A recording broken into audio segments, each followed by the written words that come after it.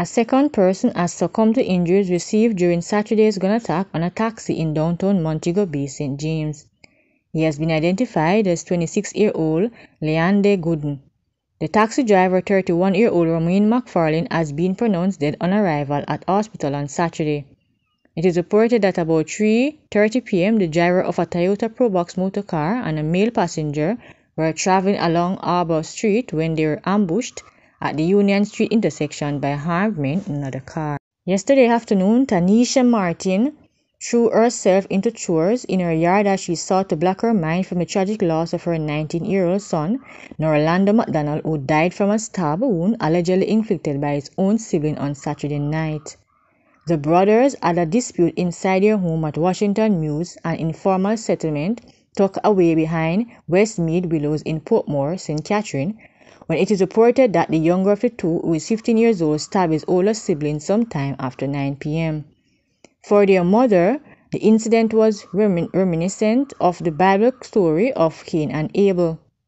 On Sunday afternoon, mere hours after the stabbing, she did not want to talk and she did not want to cry. She just wanted to undo the past, over which she had no control, and have her two sons back with her. 30-year-old Natasha Taylor, a security guard of Gregory Park in Portmore, St. Catherine, has been missing since Friday, May 19. She is of brown complexion, stout built, and about 168 centimeters, or 5 feet 6 inches tall. Reports from the Portmore police are that about 6 a.m., Taylor was last seen on Malines Road in St. Andrew wearing her uniform, a white shirt and a pair of black pants. Efforts to locate her since have been unsuccessful. Anyone knowing the whereabouts of Natasha Taylor is asked to contact the Portmore police or the 119 emergency number. A businessman was arrested and charged with assault at common law and using a firearm to commit a scheduled offense following an incident in Banana Ground District, Manchester on May 13. Charged is 20-year-old Shaquille Hewitt, otherwise called Spacey, of William Crescent, Kingston.